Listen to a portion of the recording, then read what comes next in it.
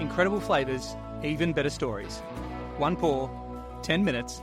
Aussie bourbon lovers sharing bourbon with Australia. I'm going to pop this one. What are we drinking tonight, Dave? Well, this is a bit of a weird one, isn't it? Because we're not just drinking a neat pour, which is a bit weird. What are we drinking tonight, H? Tonight we've decided, seeing as it's summertime, that we'd make you a cocktail. Well, we're not making anyone else a cocktail. It's just you and I. The only one's going to get to drink it. Yeah. What are we making, H? We're making a mule, Dave. That's it. Squeeze of fresh lime and I squish it really. Yeah. Squish the more lime, the better, I say. And it's ugly. It's not pretty. I'm not trying to do a garnish. No, it's not a fancy one, this one. Oh. Just putting juice all over the computer. And the microphones. It's part of the fun. Start with some ice and some lime. I'm going Buffalo Trace. But we often do Maker's Mark. We'll come back to that in a sec. But something...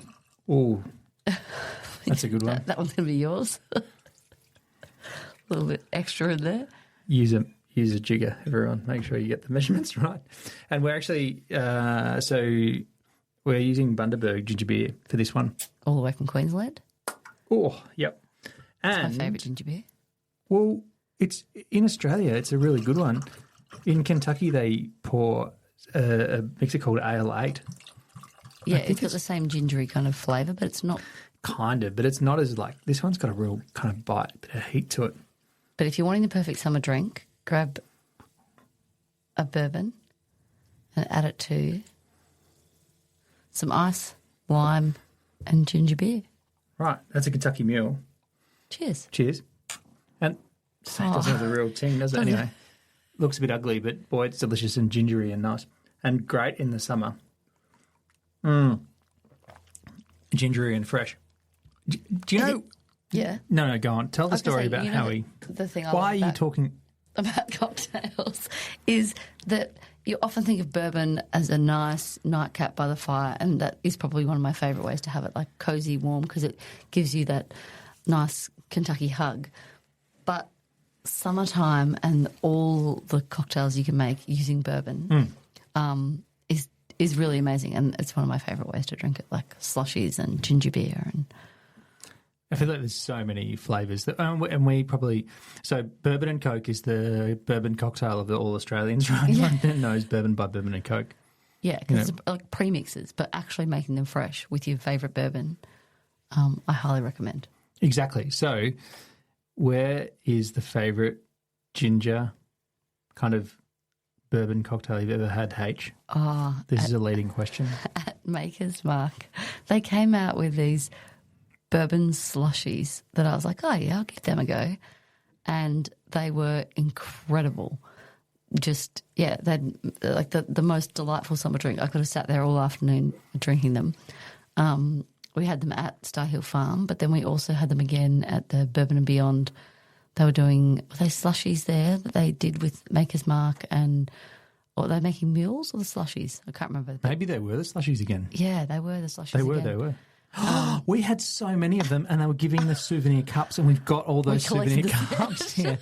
And we've got an embarrassing number of souvenir cups. You're right. We collected a set of 6. It's not embarrassing. It's more than 6.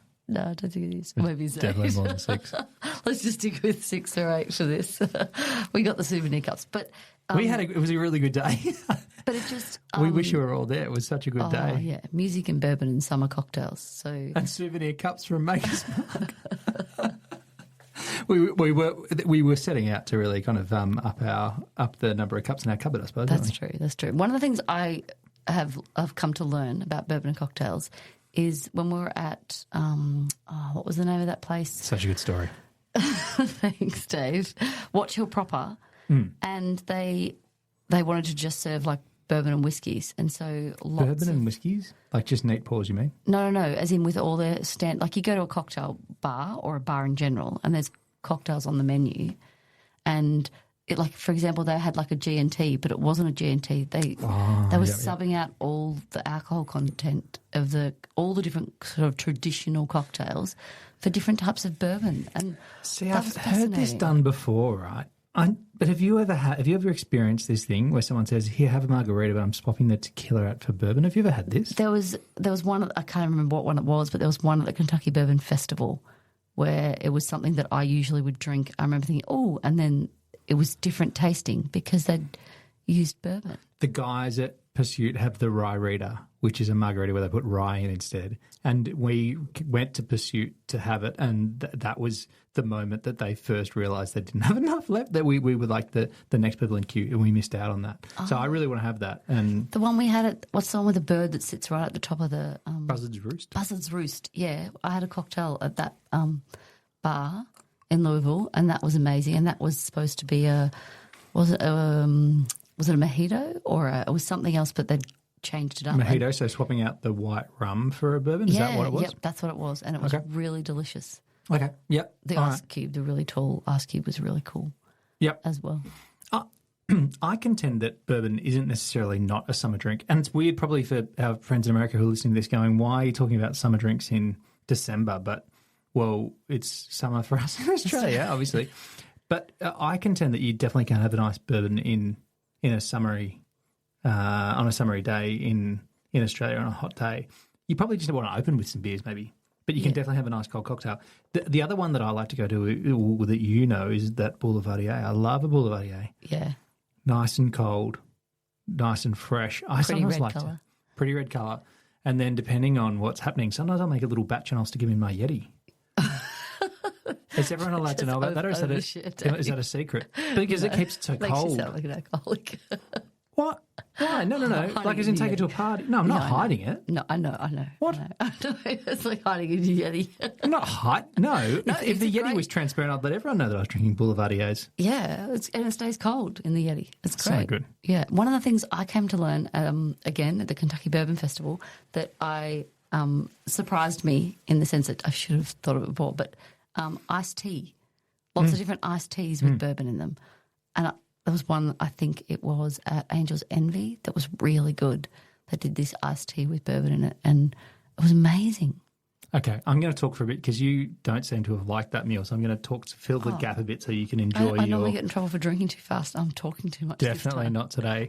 So sometimes we use Maker's Mark, sometimes we use Buffalo Trace, but one of the interesting things about if you have the same mule or like a same cocktail over and over and you're just swapping one ingredient out, which in this case is definitely true for us. We love that Bundaberg ginger beer. Yeah. We always have a squeeze of lime, and I have gone to using a quarter of a lime, so which would be a double wedge if you were cutting limes like I was taught to when I was working behind a bar.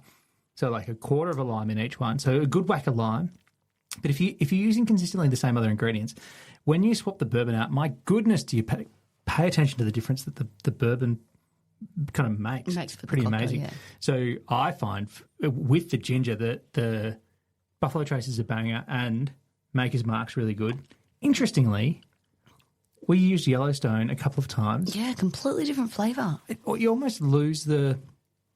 What do you lose? The complexity of the bourbony goodness. That's poorly expressed. But you kind of don't get the... There's like a nice friction that exists between the caramel, vanilla, woodiness that the bourbon brings and the ginger. And there's a lot of sweetness, obviously. Yeah, it was definitely different. Yeah, but it kind of was a bit boring or something. Anyway. Oh, here you go. I've got a question for you, Dave. Yeah, go. If you're not a big bourbon drinker, would bourbon cocktails be kind of like a nice introduction to kind of getting used to the flavour of bourbon? Well, I think cocktails are a good introduction for anyone getting into anything, but yeah, probably if you like. But then again, we made bourbon slushies for one of our friends with this really similar recipe to this, who just didn't like ginger. That was not the right way to get them into bourbon, was it? Pick a drink that they like. Yeah, exactly. So yeah, I would think that's probably not a bad idea. But I think this is like. Drink it how you like. Everyone, Caramel said this to this the other day. Have it how you like. Mountain Dew. Mountain Dew. Yeah. Drink it how you like. Have some lemonade. Have some Coke. Pop some water in. Who cares? Have it how it's tasty. Enjoy it how you like it. And I think there's no wrong answer to the question of how you should start trying to drink bourbon. I think if you want to drink more of it, or you've got someone else to try it more. Yeah. Because I think it's such a delicious thing to be doing.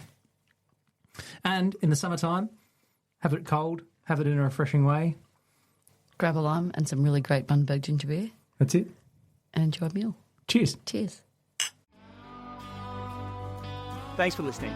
Make sure you're connected with us on TikTok, Instagram and YouTube, and stay connected with us by clicking subscribe on your favourite podcast app.